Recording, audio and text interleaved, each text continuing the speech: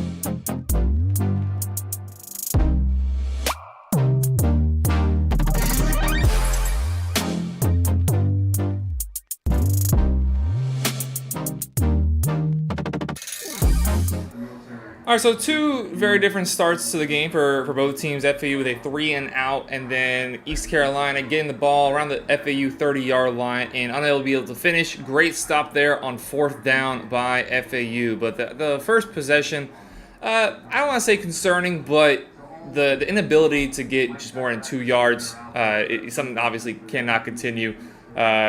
Kobe Lewis, 2 rushes, 2 yards, averaging 1 per carry. Daniel Richardson was only 0 for 1. Alex Flynn, 4 for 4, 28 yards. When he was sitting back to throw, he had time, but it was a lot from what we've seen from the defense most of the season, where they may allow like a 7-yard game, but they're not going to allow 17. They're not going to allow 27. They're not going to allow those bigger plays down the field and give big play opportunities. The little bend, don't break defense that we've seen all year long. And it ends up getting a 4th down stop, and FAU taking over on the 30-yard line. While wasn't pretty, especially the first drive for us on offense wasn't pretty. Getting the ball about where you would normally get it on a kickoff. You usually get it at the 25, get it at the 30. Basically just scratch the first 2 drives. Now FAU is going to go out here with opportunity to put points on the board. We thank you for your service to our country.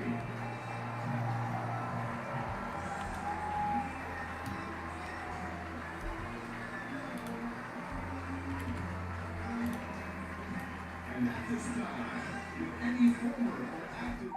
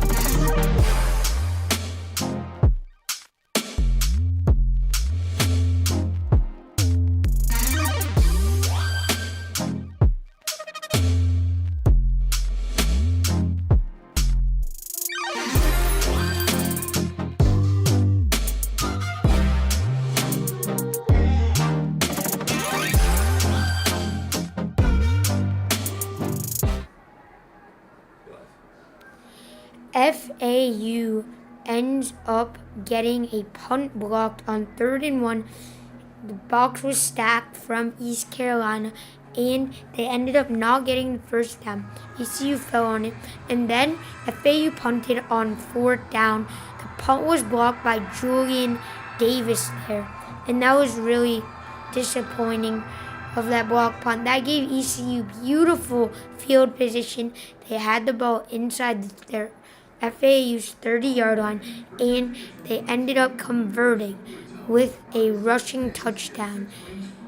And FAU is down 7-0. Looking at the total yards, ECU is up in total yards 61-6.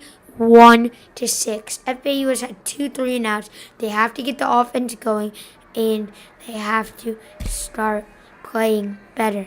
Let's see if we can come back.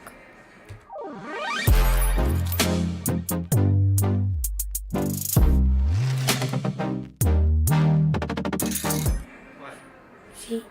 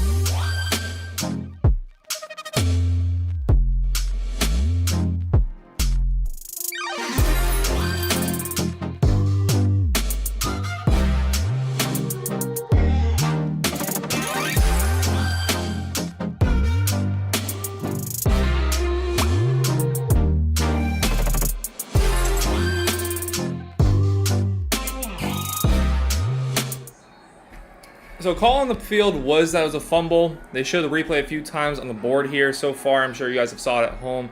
From my angle, from what looks like on the board, a little far away, so not exactly sure whether that's what I'm seeing, but it does look like Daniel Richardson was down on the fumble. If not, I mean, you cannot talk about a worse start of a football game. And it is just overturned. FAU will be maintaining possession of the ball. I mean, if you lose that ball, set up East Carolina on the 30-yard line, you cannot start a game worse than that. But fortunately, FAU's offense retains the ball and are now back on the field.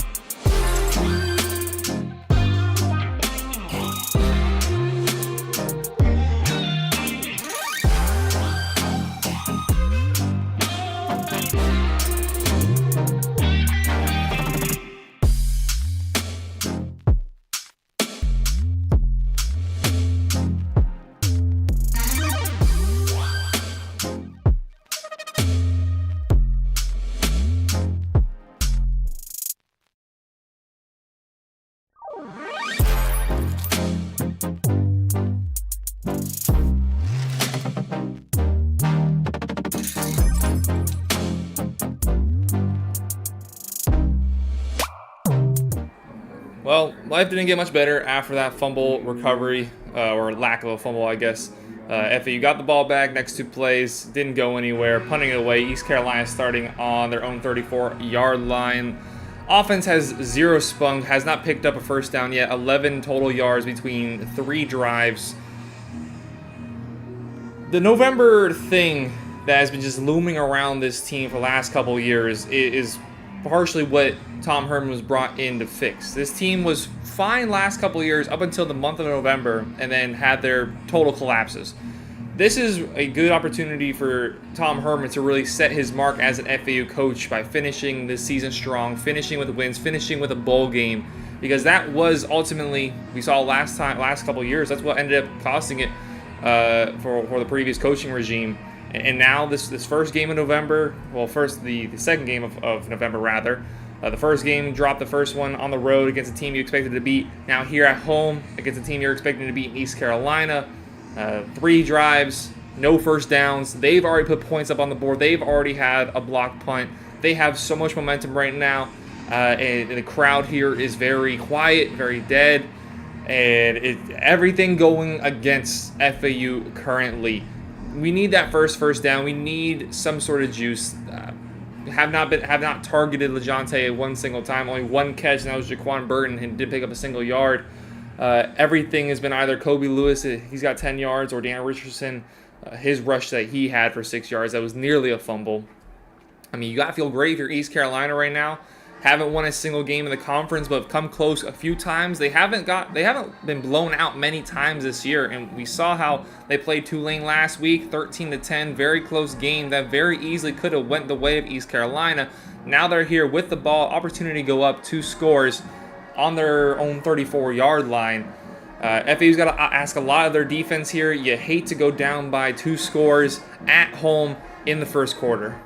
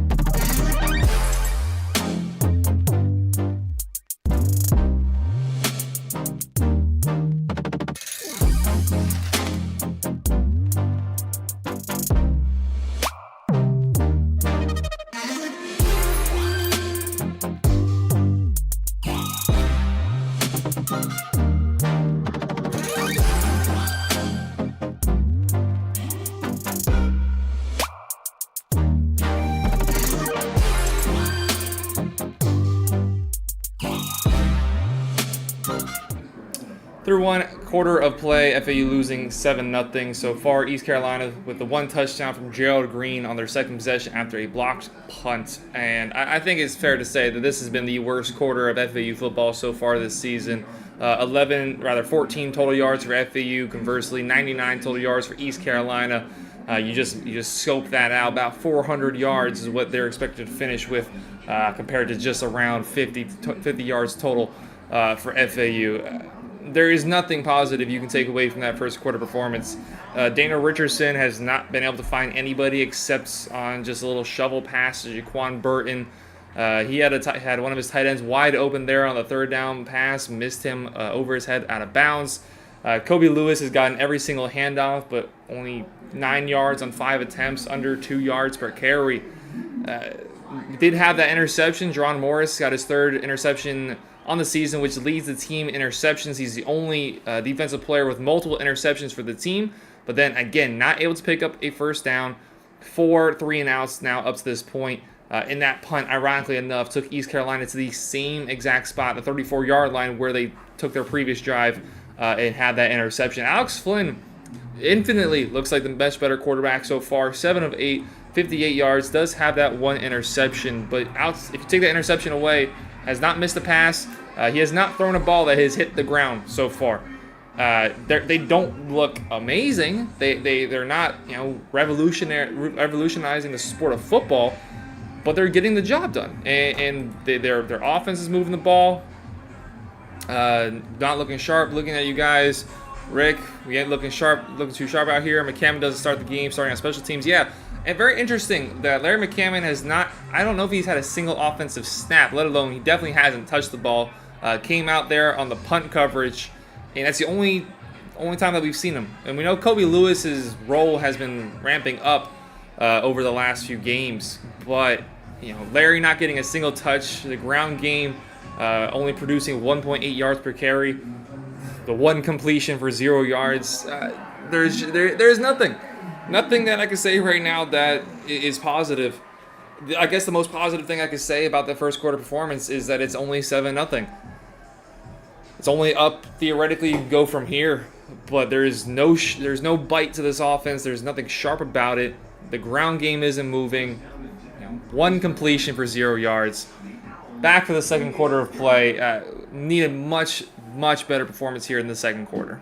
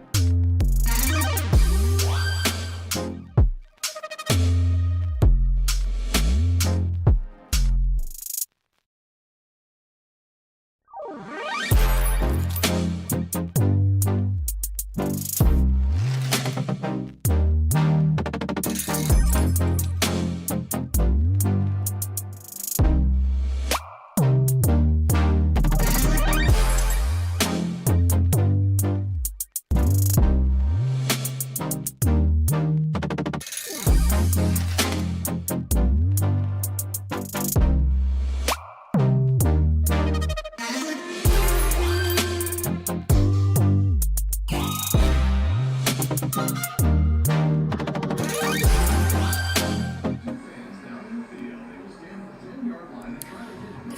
goal was good by Andrew Comrade from 46 yards out. That's definitely a very long field goal for a college kicker. That will make it a two-possession game, and it was 10-0 East Carolina. Now, the ball's next goes to FAU. You would think that FAU would be determined and motivated to play better on offense, maybe get Larry McCannon more involved, as Kobe Luce really hasn't done anything this whole entire game. Or even LaJohntay Wester, he's your best player on the team, you should throw him the ball more. However, the ball was thrown deep to him, and the ball was intercepted by Julian Wood. That is just terrible. It's a two-possession game. East Carolina ball, 10-0 East Carolina. And the total yards is just crazy. I mean, ECU has 79 more total yards than FAU, and FAU's look terrible. Completely terrible from FAU so far. This is really their whole season, maybe, this game itself. I mean, this is a must-win game, and you got to turn something around, and it has to be now. Because if ECU scores again, you're looking at a three-possession game, a touchdown, obviously, heading into halftime. So Tom Herman has to make some adjustments immediately. It would be very crucial. Now, let's see what we can do moving on.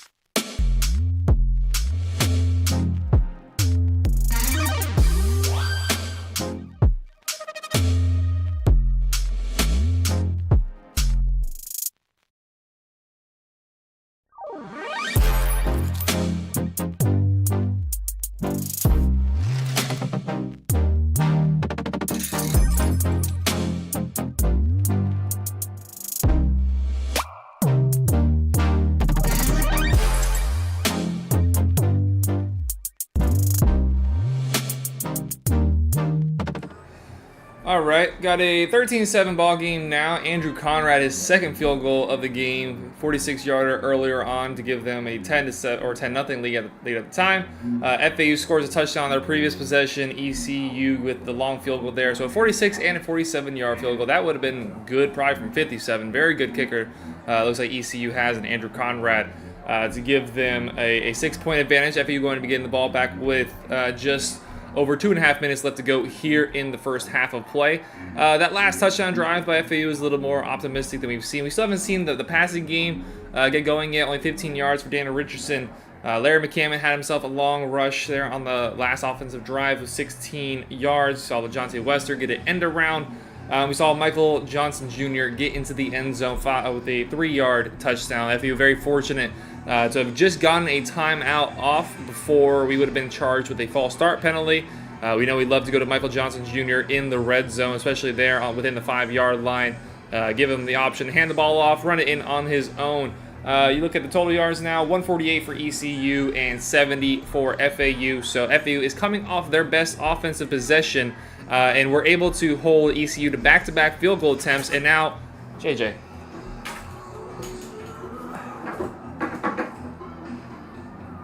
Sorry about that. And now FAU with the ball back after the defense coming off of an interception and then back-to-back field goal attempts. So the FAU defense has held up their part of this comeback. Now the offense, again, coming off their best offensive drive. We get in the ball here. Potentially could be the last possession of the first half with the opportunity to take the lead if FAU ends up getting into the end zone. Look at your comments here, guys. Yeah, still a lot of negative comments in the chat. It's pathetic, 10-0 down to the worst team in the conference. Fortunately, since that comment by JJ Perez has been issued, we have slightly a little bit better. Still not confident in how we've been playing. A team that is last place in the conference. You would hope to be going into halftime with a lead, which you still have the opportunity to do. ECU will be getting the ball at the beginning of the second half. So, very important drive here for FAU. Get some points on the board. Definitely don't want to give the ball back to ECU with any time on this clock.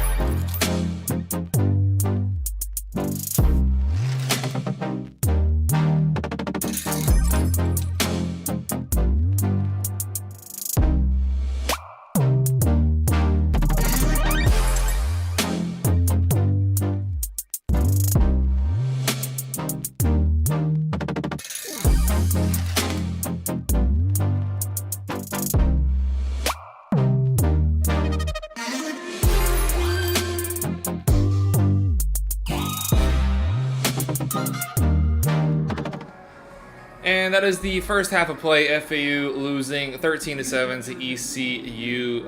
Good stop there at the very least at the end. Not that we get any more points on the board, but FAU unsuccessful in their attempt to put up points before the end of the half, potentially going into the halftime break with a lead even. But 13-7 has been a very poor half so far.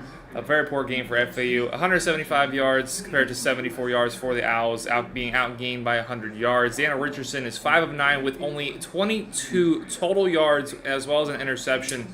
LaJohntay Wester only 1 catch for 2 yards. He did take an end around, but it was considered as a rush. On the other side, Alex Flynn has had some really good throws and some good moments. Big body, athletic, is a little more mobile than we've seen with Daniel Richardson, and a bigger arm than Daniel Richardson. 13-21, 110 yards, also has that interception. Gerald Green, 4 catches, 28 yards, and has the sole touchdown for East Carolina. And then Chase Sowell, 4 catches, 66 yards, has probably been the best offensive player for East Carolina. So it's definitely a very poor half, JJ. What stood out to you the most about how bad the game has been going so far for FAU? The rushing game for sure has been completely atrocious. Kobe Lewis has not been good at all throughout this entire game in rushing. But also, Daniel Richardson does not look good at all. Only 22 rushing yards. He has those costly interceptions, and those are not going to help you win games. So I really want to see him improve and have him give the ball more to the best receiver in the American Athletic Conference, in LaJohntay Wester. Yeah, you got to find ways to get him more involved in the second half, but you just got to find ways to move the ball in general. Outside of that 1 touchdown drive, he'd only put up 14 total yards before that point, on 4 possessions. We had 4 and outs, or 4 3 and outs rather, before that long touchdown drive. There's just so much of this. Like ECU, we knew that their defense was going to be better than teams we've seen, like we saw last week with UAB, week before that with Charlotte. This is a legitimate defense, and the offense is kind of what's been holding them back. Their front line, very hard to find space. The long rushes that we have, like Larry McCammon's long rush, outside to the left. Michael Antoine was able to get outside for the touchdown. Even their secondary, though, they're not allowing anything over the top. Daniel Richardson doesn't have the biggest arm in the world, but he's not able to find anything over the top. The 1 interception he did have was just kind of a prayer, arm part up to Jaquan Burton over the middle of the field. And even in the short to intermediate, they've got everything locked up. It's very hard to point out one specific thing that FAU has done so far and say this is what you had to fix, because there's been so much. There's been so much going wrong with this FAU offense. I mean, you're going into halftime with 74 total yards. There's been drives where we have 74 total yards. When you get a touchback, you get 75, you score. And to not get above that in an entire half, it's been the worst half of FAU football outside of the Clemson game that we've seen all year long. JJ, is there anything, obviously you want to get LaJohntay more involved, just what kind of can give you some hope that FAU can get back into this football game? Michael Johnson Jr. You have to give him the ball more. You gotta give him the ball in some third downs. He can make stuff happen. We've seen it before. He can go for 40 yards and a touchdown. And if you give him the ball, it's only gonna help in that wildcat formation where he's going to do a read option or something like that. He's a very good rusher. He's very versatile, and that's what I think right now. It's not a bad idea. Clearly Daniel Richardson is being overwhelmed right now. I mean, he's only 5 of 9, 22 yards with the interception. He's not able to make anything happen. But if you have a quarterback who, we don't typically throw the ball at all with Michael Johnson, but when you have that dual threat of knowing he's likely going to run but still have to keep in check the rest of the offense, as a defense, that just makes you think about so many things at once. You have one eye in the backfield on the quarterback, and then you have the best wide receiver in the conference, one of the best wide receivers in all of college football this year, potentially running wide open over the middle of the field. Maybe we can see not necessarily a full-on quarterback change coming into the second half, but just a change of pace, giving the defenders something else to think about, not just on third downs, potentially even maybe on first downs, bringing Michael Johnson just to give that change of play, a different look to the defense that has so far dominated this FAU offensive attack. Not a lot to look forward to or look back on. A second half that's going to see ECU start with the ball, potentially could go up to a 20-7 lead over FAU. So this defense will have a massive stop to be made before potentially trying to take the lead back. Let us know your thoughts in the chat as to how the game has gone. I can't imagine anything positive to be said, because again, we're looking at your guys' comments, and pretty much everything in the comments is just full on negativity. So if you're staying around, hanging out with us, we really appreciate it. Just like we're doing here, we're going to be live like this for the remainder of the game during TV timeouts, quarter changes, and then at the end of the game, we will be live with a full breakdown that hopefully will include talking about how FAU had turned it around in the second half, come back to win this ball game. Still hopes, slim to slight hopes of making that conference championship game. That's more than unlikely to happen. But the bowl game is very realistic, still in sight. And we know how FAU has finished seasons the last couple of years. We're looking at that 5-3 season, finishing 5-7, 5-5. Opportunity just to win one game and two, lose both of those, finishing 5-7. Again, this is what Tom Herman has brought into was to change how FAU finishes. It's all good and well to be 5-3 in the middle of the season, but how do you finish? You can't finish with 4 losses in a row, miss the bowl game, and you certainly can't finish outside of a bowl game in first here under new regime. You want to see something better. You want to see that momentum built to build on something. So a big second half of football, a lot of meaningful football left for this FAU team, and a lot that we'll have to see for them to turn this ball game around.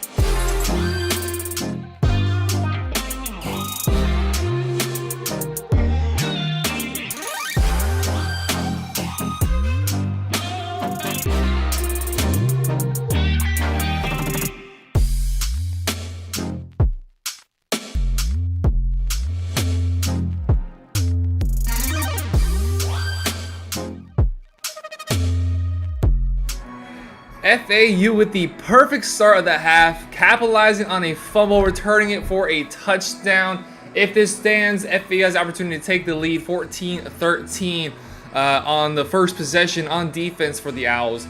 Now, you guys at home have better replays than I do. I'm at the 25-yard line trying to look over at the big board at the replays. The refs are still down on the field reviewing it. To me, at the very least, it looks like a fumble. Now, I can't tell whether it hit that out-of-bounds line or not. There was a referee standing right there, so you would think if he saw it hit the line, he'd blow it dead, but also I know referees, they're kind of told to let the play unfold and then make a decision. But the play was created, let's see, it was fumbled by Josiah Hatfield, forced by Darius McClendon, and then Desmond Tisdale picks it up and returns it for a touchdown.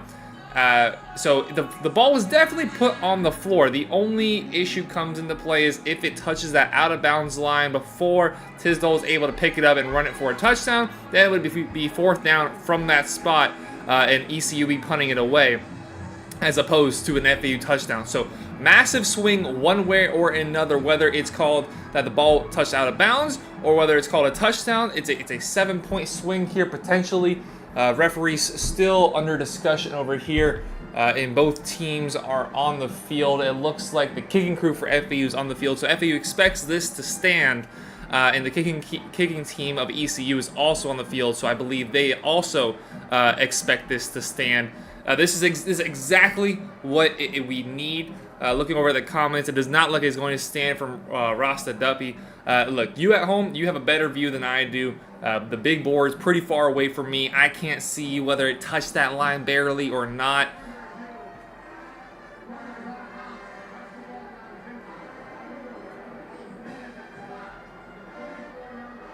Okay, so it is fourth down after further review. Massive change. So the touchdown will not stand. FAU will be getting the ball back here. We were talking about at the halftime break, the defense is going to have to step up. It's pretty rare, it feels like this season, that FAU's defense and offense can be playing great at the same time. You know, outside of that USF game, the Charlotte game, haven't had a lot of it this year. Out of bounds, the ECU player, he touched it. Yeah, that's the call on the field, and that's what they're going with. So the punting crew is out now, but still getting the ball back. FAU still with the opportunity to take the ball down, get points on the board as the punt is deep, and FAU would be taking over the ball. Look, not ideal, obviously. Could have had the touchdown. Not the case, but we'll take it as FAU now starting off with their first possession after holding ECU to a 3 and out on their first possession.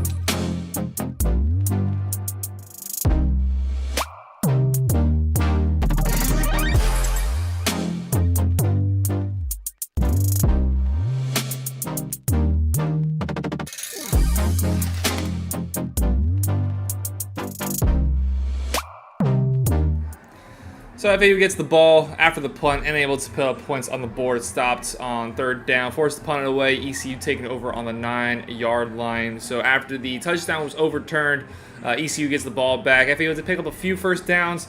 Daniel Richardson able to connect with Jaquan Burton, who is the leading receiver so far in this game for the Owls. Just 3 catches for 18 yards. LeJohntay Wester has still been held in check by this ECU defense. Only 1 catch for 2 yards. Also had a 12-yard rush early. So just 14 yards from scrimmage so far from LeJohntay, the 4th leading receiver in the nation, number 1 in catches in the nation. He has been really held in check by this ECU defense, which is much sharper than some of the other defenses we played in recent weeks against some weaker teams, rather.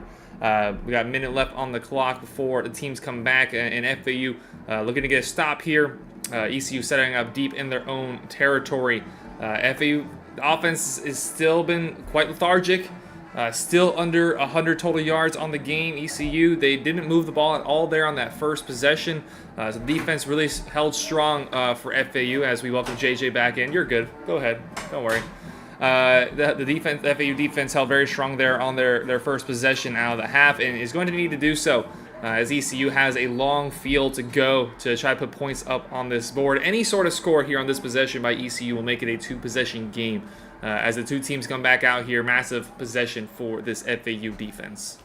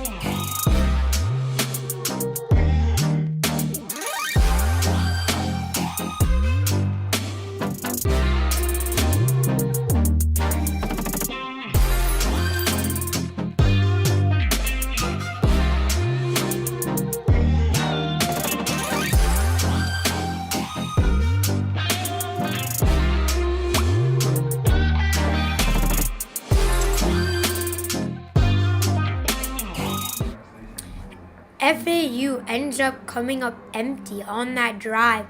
And really, they should have got something out of the drive. The offense looked really, really good, drove down the field with no complaints. And they got inside the 10-yard line. Daniel Richardson gets sacked.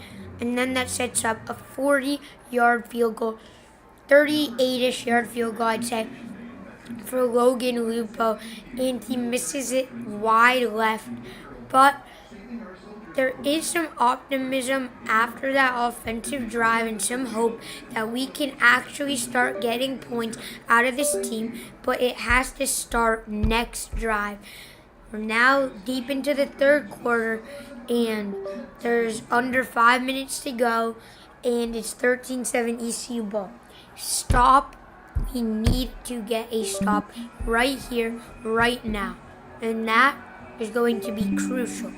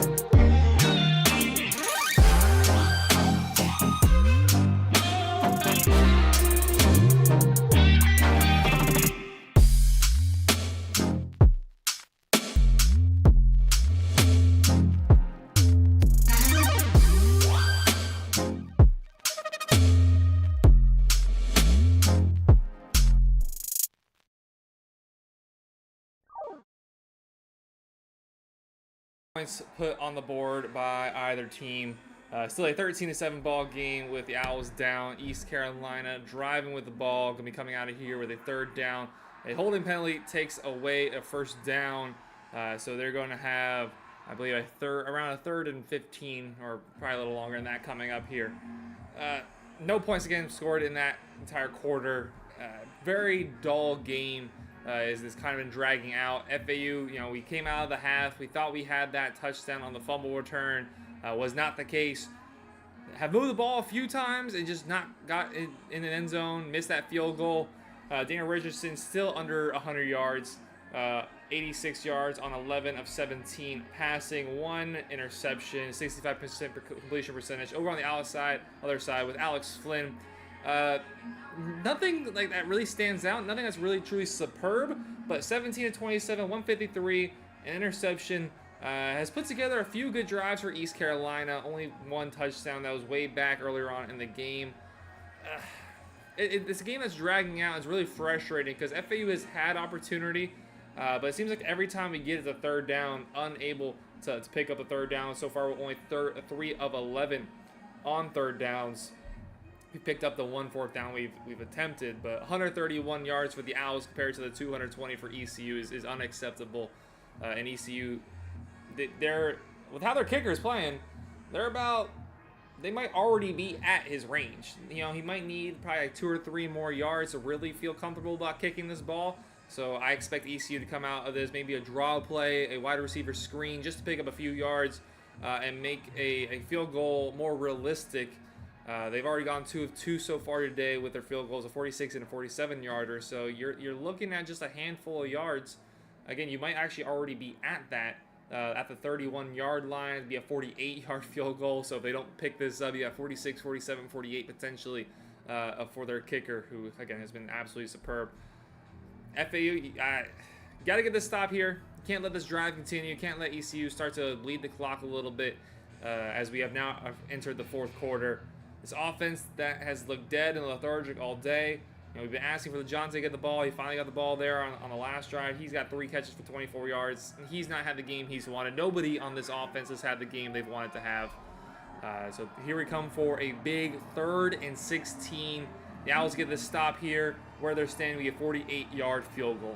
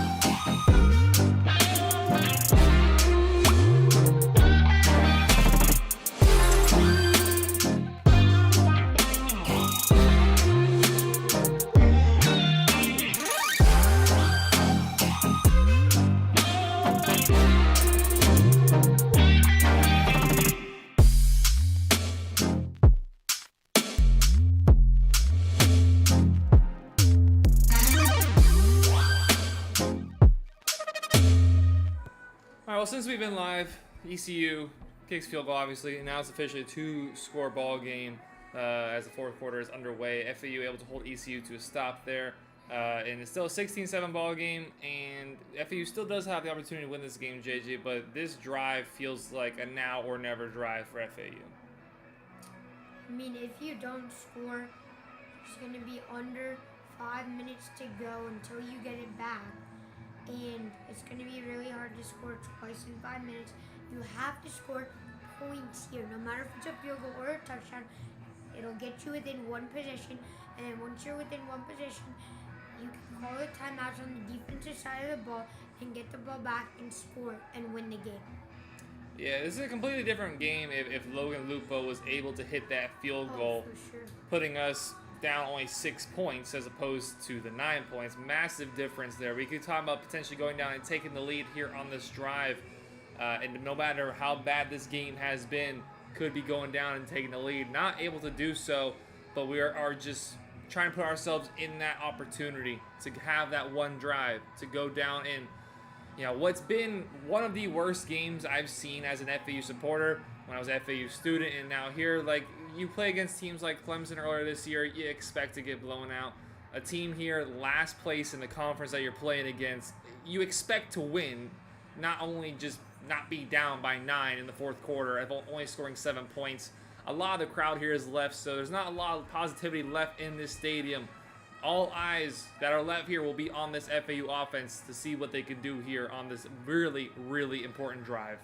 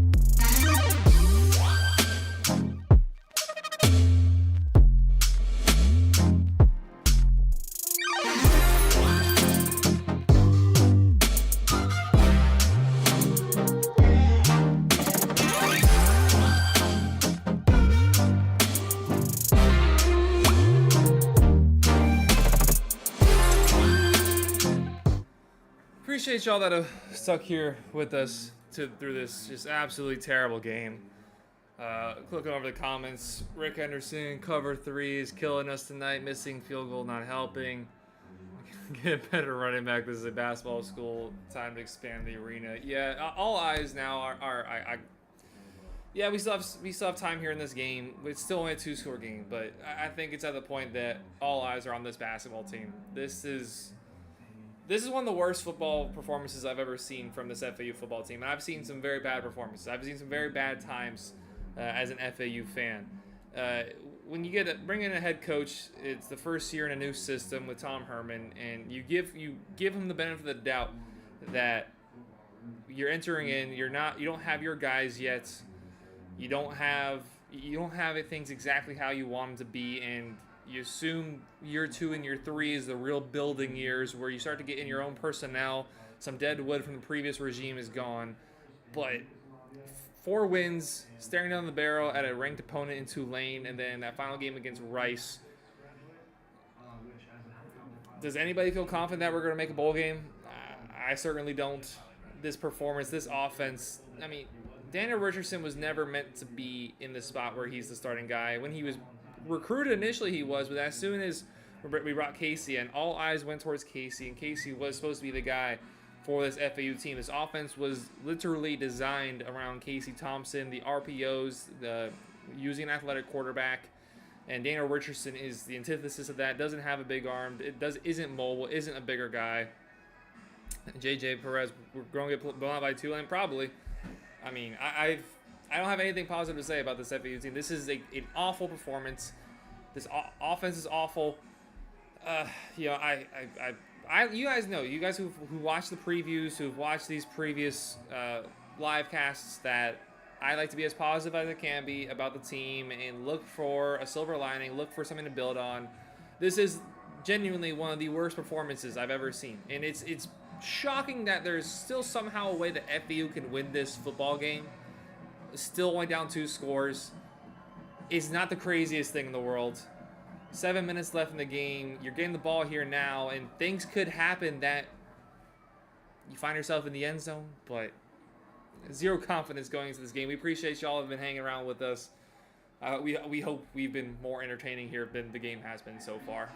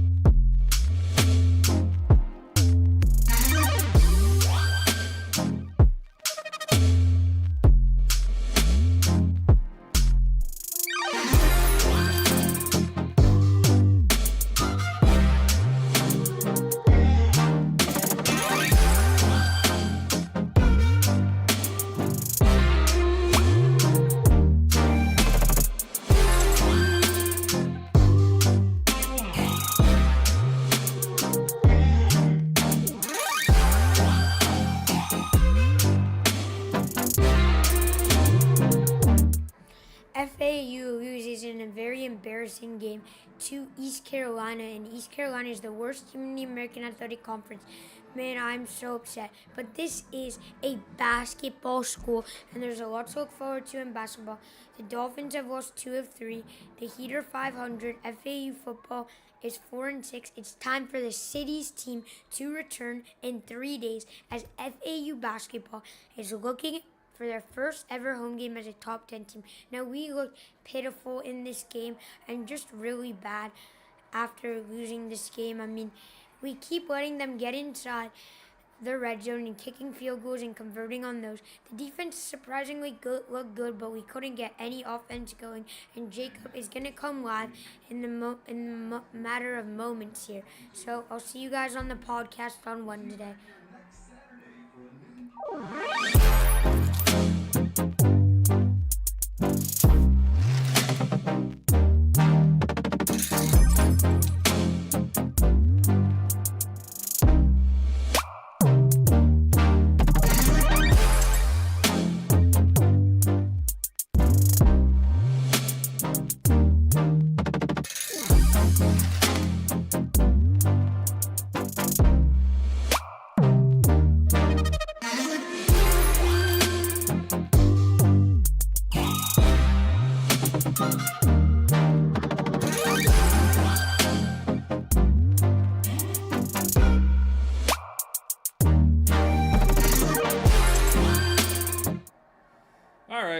Thanks to everybody who has stayed around throughout this live stream. It's been a very tough watch as FAU falls 22-7, giving Eastern Carolina, like JJ just mentioned, their first conference win of the year. I believe FAU was already mathematically eliminated from the championship game earlier today with Memphis's win and Tulane's win, as they both continue to be undefeated in conference play, and the tiebreakers and everything that's above that I'm not going to get into. I believe that we were already eliminated, but this, if not then, officially eliminates FAU from the conference championship game. Do still have slight hopes, very slim hopes of making a bowl game. FAU would have to win out the remainder 2 games next week against Tulane, which is going to be here. We'll see if Tulane is still ranked after 2 very slim wins over the last couple of weeks, but I assume they still will be. So FAU hosting a home opponent in their home finale on the season before going on the road to take on Rice. 2 games that mean everything for the remainder of the season for the Owls. Just overall thoughts from this game. That was the worst football game I've ever seen FAU play. Straightforward. The defense played well. So maybe I shouldn't say the overall worst game. It's the worst offensive performance I've ever seen FAU have. 172 total yards. Xander Richardson, 151 yards. 67% completion percentage for what's worth with interception. 21 total rushing yards. 21.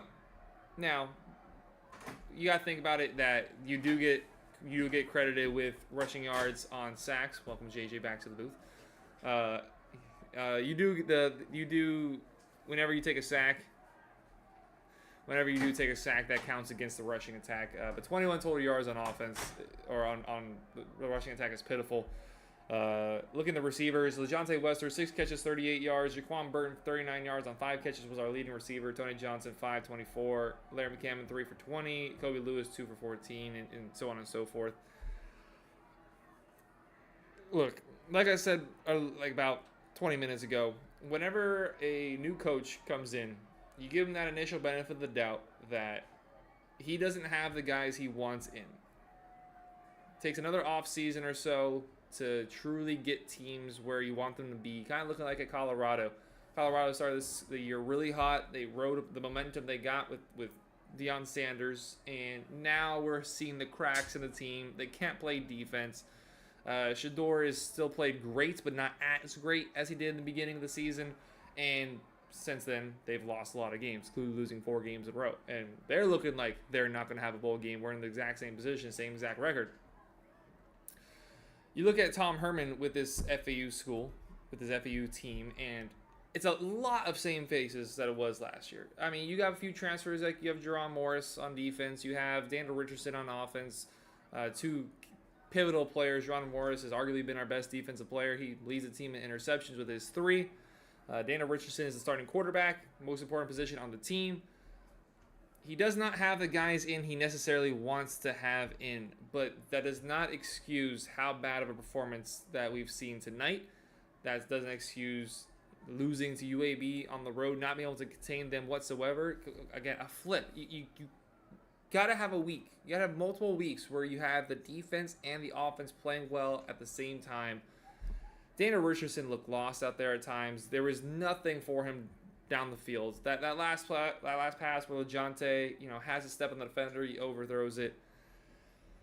I'm in no way saying that Tom Herman is not the guy for FAU, but it's certainly been a disappointing season. It is certainly, even with the hampered expectations of it being the first year under a new regime, it certainly has not lived up to the billing that we hoped it would when you bring in a coach with AAC experience who previously has coached the University of Texas, got 7 wins with them in a much more difficult conference, led them to a 10-win season even, I believe, in a, again, much difficult conference, and come over here to FAU. FAU has some weapons, and today it was an interesting choice, primarily going with Kobe Lewis. In the second half of the game, we saw Larry McCammon get more of the ball, but starting off with Kobe Lewis, he had just no juice, not able to pick anything up. And that ECU defensive line, gosh, like how many sacks do they have?